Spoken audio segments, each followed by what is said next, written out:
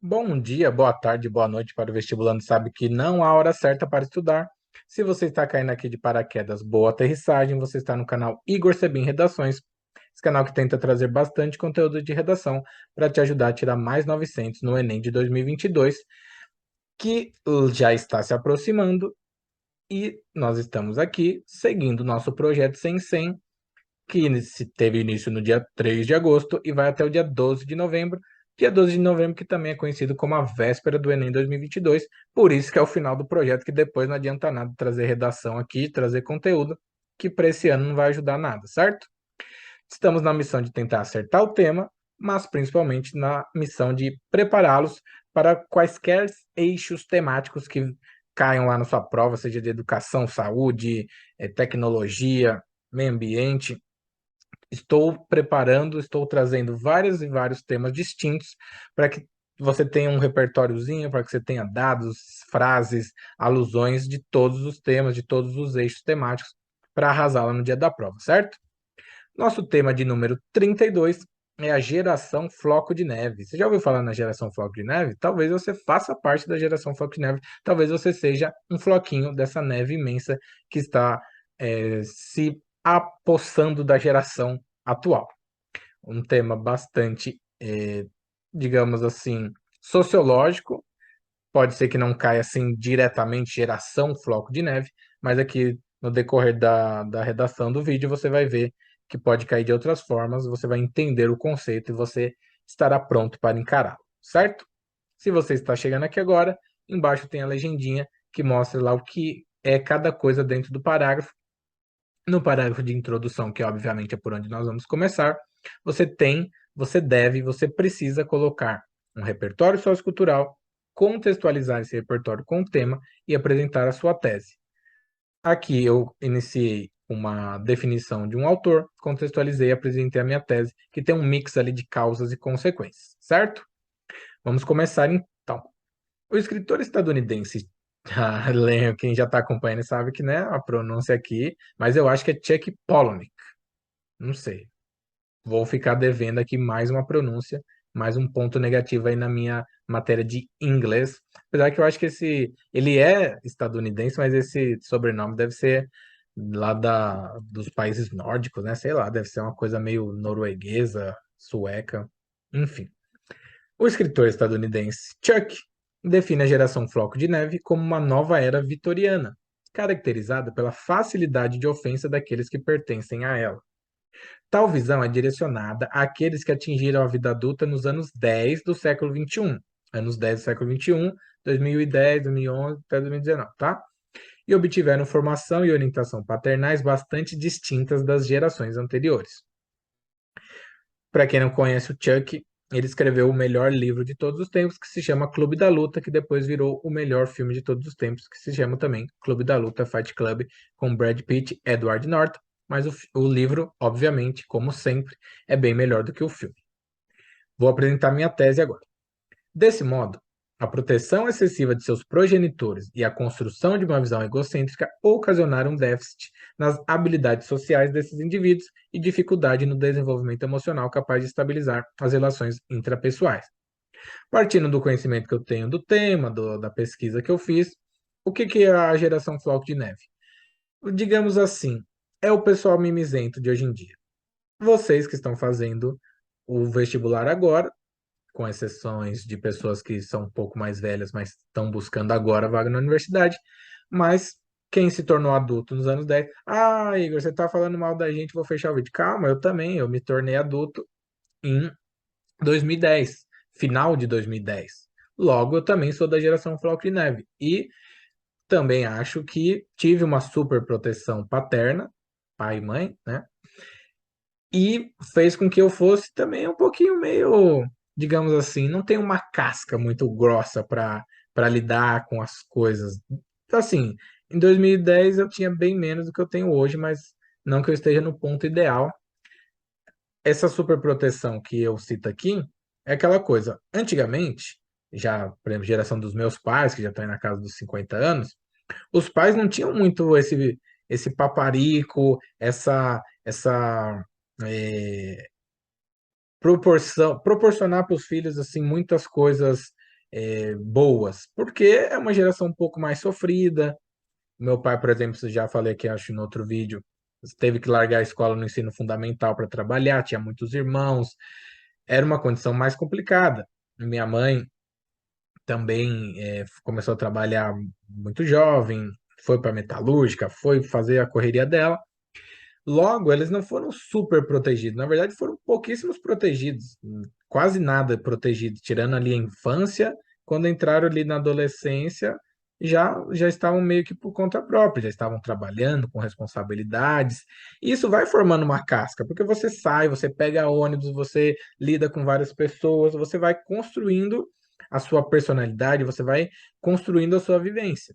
E já a minha geração, que se tornou, digamos aí que na visão do Chuck, eu sou o primeiro membro aí, um dos primeiros membros da geração Floco de Neve, foi muito diferente. Eu fui trabalhar com 18 anos e outra já era estágio da faculdade, porque meus pais me deram a possibilidade de fazer o meu ensino médio bonitinho, estudar, me preparar, aí vai para a universidade. Primeiro semestre da universidade, ainda não trabalhava, aí que arrumei o estágio. Olha como é diferente a vivência. Poxa, meu pai com 14 anos estava trabalhando. Eu com 14 anos estava estudando, jogando futebol na rua e jogando videogame. Condições financeiras bem melhores. Isso vai deixando a gente um pouquinho mais mole. Não tem como negar. Se você quiser tapar o sol com a peneira e se enganar, mas, poxa, uma molecada que cresce nas condições mais paupérrimas possíveis, que nem eu falei no outro vídeo, filho de mãe solteira, morador de periferia, tem que meter a cara logo cedo no estudo, passa a escola para a noite, já no ensino médio, 15 anos, já está trabalhando o dia todo. É lógico que esse cara vai ter uma casca maior do que a minha. Ele vai ser um cara mais vivido, mais preparado para lidar com adversidades, para sacudir a poeira e dar a volta por cima. E quem está aí, e quando eu vou falar aqui mimado, né, nem no mau sentido. É legal que seu pai te mime, que sua mãe te proteja nessa forma, porque nem é adequado que você com 14, 15 anos esteja já trabalhando, já com uma rotina de 7 da manhã à meia-noite, que é a realidade de muitos jovens, inclusive, que vão prestar o vestibular esse ano. Logo, é uma coisa positiva que se tem essa proteção. Só que tem os seus efeitos colaterais, né? Todo remédio que a gente toma tem os efeitos colaterais. Você está com dor de cabeça, você vai tomar o remédio. Você está com câncer, você vai fazer a quimioterapia, vai cair seu cabelo. A quimio é boa para o seu organismo, vai te manter vivo, mas vai cair seu cabelo. Então, digamos que a geração Claudinei pode ser isso daí. Vou fazer uma analogia. Os nossos pais nos protegem, nos mantêm vivos. É a nossa quimioterapia. Só que vai perdendo, vai cair nosso cabelo, ou seja, a gente vai ficar meio mimizento, a gente vai ficar meio chatinho, reclamando de tudo. Tem um meme lá da Karen, lá dos Estados Unidos, né? Aquela coisa, aquela problematização, às vezes, de coisas banais. Esse é o lado negativo dessa história toda. E aí eu vou construir, então, meus parágrafos de desenvolvimento em cima disso. Essa proteção excessiva, essa construção de que nós somos especiais, porque, ó, meus pais, por exemplo, não foram criados com pai e mãe falando, ai, vocês são um floquinho de neve maravilhoso, vocês vão ganhar o mundo, vocês podem fazer o que vocês quiserem, que, nossa, o que vocês quiserem fazer, você é capaz de fazer. Quer ser cantor, vai ser cantor, quer ser jogador, vai ser jogador, engenheiro, médico. Não, já era uma coisa um pouco mais bruta, uma coisa ali mais seca, mais tipo, ó, filho, cai no mundão aí, faz seu corre que você tá por conta. Vai na sua. Não fica dependendo do pai e da mãe, não, que você não, a gente não vai resolver sua vida. E já a minha geração para frente já é um pouco diferente. Os pais falam, não, o que você precisar da gente, pode contar com a gente. Quer fazer faculdade, a gente dá um jeito de pagar. Quer fazer cursinho, a gente dá um jeito de pagar. Precisa de um celular, a gente dá um jeito de comprar. Por isso que a gente vai achando que a gente realmente pode fazer qualquer coisa, a gente pode ser o dono do mundo se a gente quiser, só que depois a gente vai descobrir da pior forma que não é bem assim. No filme, no livro O Clube da Luta, tem uma passagem, né, no filme é o Brad Pitt que fala que as pessoas acham que são o último floco de neve, acha que a gente foi criado achando que ia ser astro do rock, que ia mudar o mundo e a gente descobriu que não é, a gente está revoltado. No caso aqui, nessa temática, não é uma geração revoltada, é uma geração mimizenta, muito frescurentinha. Beleza? Vamos para os nossos parágrafos de desenvolvimento, que eu já falei demais na introdução. Novamente, para quem está chegando, embaixo tem aí a legendinha, no parágrafo de desenvolvimento, 4 elementos básicos: tópico frasal, outro repertório, elaboração e conclusão. Em primeira análise, é indubitável que as características desse grupo advêm do direcionamento recebido quando crianças, o qual resultou na extrema vulnerabilidade e escassa resiliência dessa geração. Segundo o filósofo grego Sêneca, a educação exige os maiores cuidados porque influi sobre toda a vida. Dentro desse contexto, os flocos de neve foram criados por pais superprotetores, dispostos a absorver as dores e resolver tudo, o que prejudicou essas crianças no enfrentamento de conflitos comuns e no desenvolvimento da tolerância à frustração. Assim, sem o devido preparo para lidar com um mundo que em nada se parece com um ambiente domiciliar seguro, esses jovens entram na vida adulta desprovidos das competências necessárias para o convívio em sociedade. Não tem muito o que acrescentar daquele montão que eu já falei ali na introdução, reforçando o que eu falei, aí usa aquele repertório de educação, aquele repertório coringão. A educação exige maiores cuidados porque influi sobre tudo na vida. Logo, qualquer tema que você estiver debatendo, você pode colocar essa frase e falar que a falta de educação, e educação aqui a gente não fala de ser desrespeitoso, tá, gente? É muito bom ter isso em mente quando a gente fala assim, a falta de educação me prejudicou. Não é assim que eu xinguei ninguém, que eu fui mal educado com uma senhora de idade no trem. Significa que o fato de não terem me educado, me ensinado, ninguém me preparou, fez com que eu tivesse problemas mais para frente. Beleza? E aí eu reforcei tudo que eu disse lá. Essa super proteção paterna, aí prejudica as crianças no enfrentamento de conflitos. Em casa é tudo muito bonito, é tudo muito seguro, os seus pais resolvem tudo para você. E quando você vai para o mundão lá fora, não tem ninguém. A gente só descobre que o nosso pai e nossa mãe não é chato, que a gente quer sair logo de casa porque eles são muito chatos, que eles controlam demais a nossa vida, não deixa a gente dormir na coleguinha lá de sábado para domingo, não deixa a gente jogar bola na chuva, eles são os vilões da história. E só quando você fica mais velho, que você realmente vai viver o mundo real, você entende que ali você estava super protegido, que em casa era uma paz, era uma tranquilidade, era um ambiente perfeito, porque os maus não, as pessoas más, né, a maldade do mundo, os homens maus, não chegavam até você ali, tinha uma barreira de proteção. As dificuldades da vida, os empecilhos que a gente enfrenta na nossa infância, ali, adolescência, para quem tem uma boa estrutura familiar, nem chega na gente, e a gente acha que tudo sempre dá certo, por isso que eu coloco ali. A gente não tem muita resiliência, essa coisa de tolerância à frustração. Eu mesmo sou um réu, confesso, as coisas começam a dar um pouco errado, eu já me desespero, já me descabelo, já fico sem dormir, já fico desesperado, porque na minha infância e adolescência tudo dava certo, tinha comida na mesa, tinha videogame, tinha tudo ali tranquilinho para eu viver a minha vida, jogar meu futebolzinho, e fazer minhas coisas sem o menor problema. E aí, quando a gente vira adulto, a gente percebe que é da vida, né? Normal. Você vai criar sonhos, você vai traçar metas, vai sonhar com alguns planos que não vão ser realizados e você tem que saber contornar isso. Mas se fosse preparado melhor na infância, na adolescência, estaria é, teria outra visão, outro tipo de resiliência, outro tipo de tolerância a essas frustrações. Vamos para o D2, o D1 está completinho. Por conseguinte, esses indivíduos detêm a percepção de que o universo lhes deve, já que os progenitores os criaram repetindo inúmeras vezes que eram especiais, porém não são. Aí eu também me inspirei, me baseei lá na fala do filme para criar esse tópico frasal. Todas as referências da nossa vida são importantes na hora da redação, além do repertório em si, que você acaba citando, falando assim, não, ó, o cara tal, do livro tal, do filme tal, da música tal, frases, ideias que você tem no seu dia a dia, você coloca também na sua redação, porque não deixam de formar o seu pensamento. Então, por mais que você esteja se inspirando em alguém, também é o seu pensamento atual. Não seria uma cópia, um plágio. De acordo com um estudo canadense da Universidade de Calgary, 25% dos jovens no mundo têm sintomas de depressão e 20% sofrem com ansiedade. Diante disso, nota-se haver uma lacuna exorbitante entre as expectativas geradas pelo molde mental caseiro e os acontecimentos cotidianos, o que tem por corolário uma série de desdobramentos psicológicos severos, cujo agravamento pode levar até mesmo ao suicídio.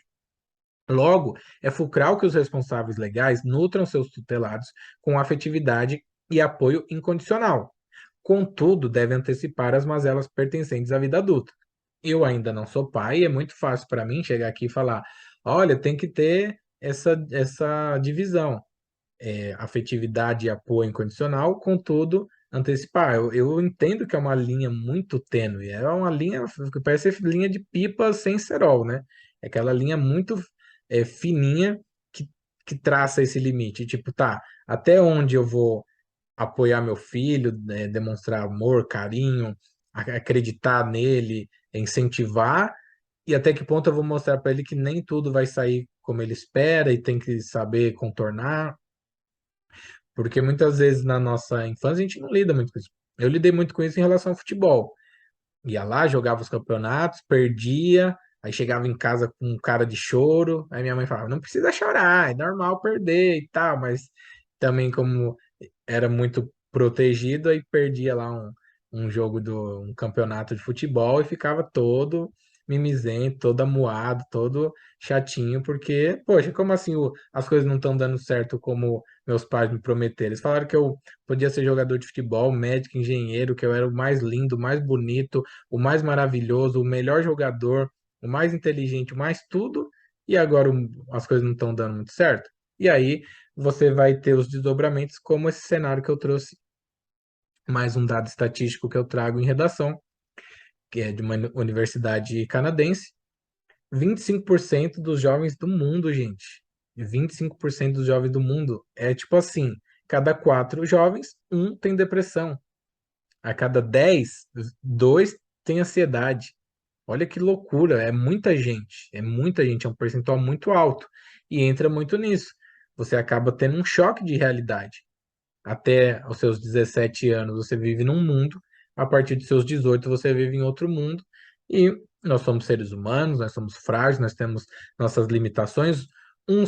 Alguns são mais resilientes, outros são um pouco mais frágeis, mas nós temos nossos limites, todos têm os seus limites.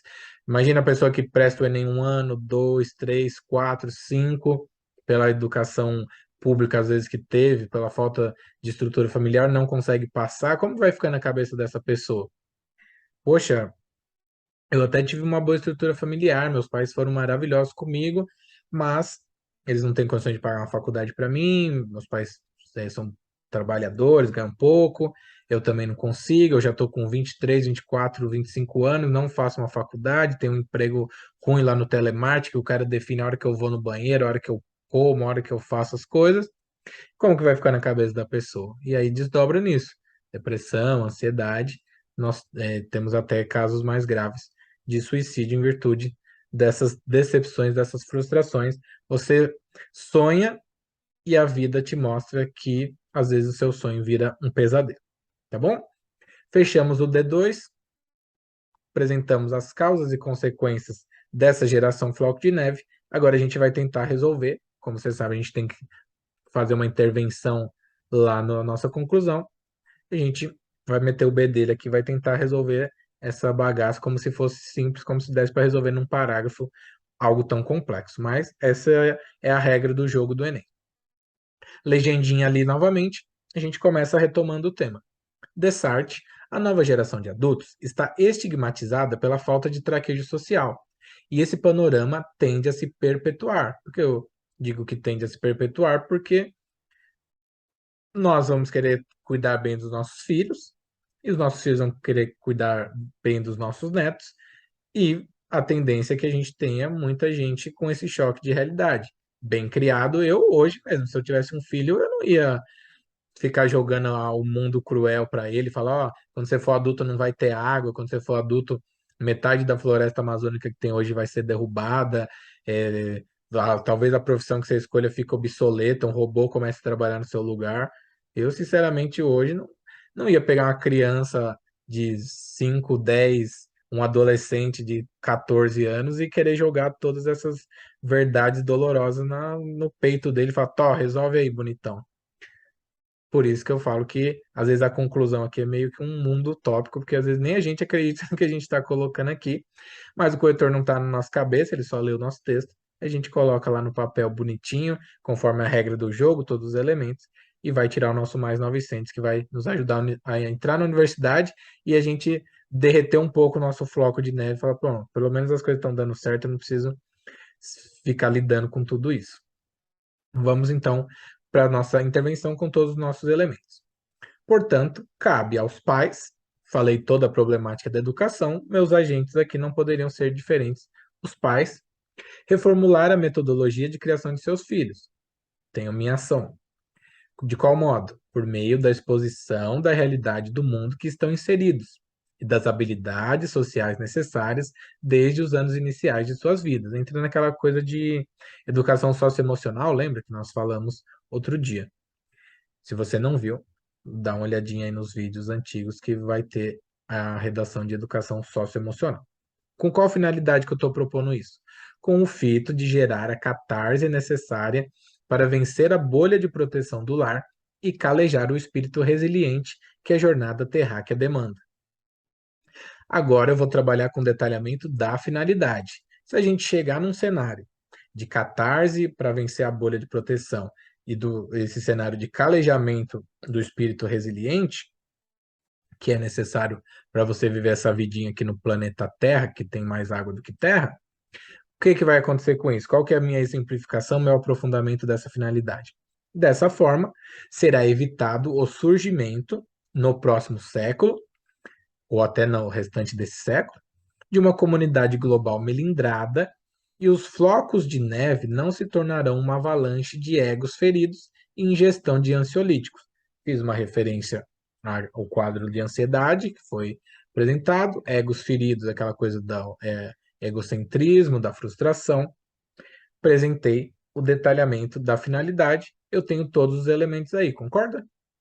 Tenho uma conclusão coloridinha, tenho todos os elementos da intervenção, eu posso dizer que eu concluí a minha redação e tenho potencial para brigar lá pelo mais 900. Se o corretor tiver bonzinho e meu texto tiver bacana, eu consigo essa nota maravilhosa que tem um peso muito grande, como vocês sabem, na hora de entrar na universidade. Tá bom? Então, se você gostou, o que que você vai fazer? Você vai dar uma moral aí para mim, você vai dar uma curtida, você vai indicar para o seu amigo que tá também já ansioso para fazer o Enem, já não aguenta mais estudar, mas ao mesmo tempo acha que tem muita coisa para estudar e tá querendo que o Enem não chegue, chegue. É uma doideira esses meses, essas semanas finais do vestibular, mas é assim mesmo. Se inscreve no canal, ativa o sininho para já receber a notificação das próximas redações e dá uma olhada na descrição, que lá tem os links que podem te ajudar, para além desse conteúdo gratuito aqui do Enem. Do contrário, se você não gostou, você tem todo o direito de dar o seu dislike e apresentar a sua crítica de forma construtiva aí nos comentários. A gente vai aprender muito com a sua visão, com a sua colaboração. Já a minha colaboração na obra de educação de vocês, como eu sempre me inspiro lá na frase da Cecília Meirelles, são esses vídeos, são esses materiais, e-books, cursos e tudo que eu tento trazer, rede social, para tentar colaborar um pouquinho, porque nosso país precisa de muita educação e se eu puder botar um tijolinho na obra da educação de vocês, estarei muito feliz. É desse jeito que eu uso a minha pequena vocação para redação nesse terrenão aqui do YouTube. Desejo a todos ótimos estudos. Espero que você volte aqui para a próxima redação, que você conclua esse projeto comigo até a véspera do Enem, que esse projeto seja benéfico para você, que você no dia ela consiga usar nem que seja uma linha, uma palavra, uma citação, um ponto final aqui das minhas redações, já vou ficar muito feliz. Abração a todos, até mais, fui.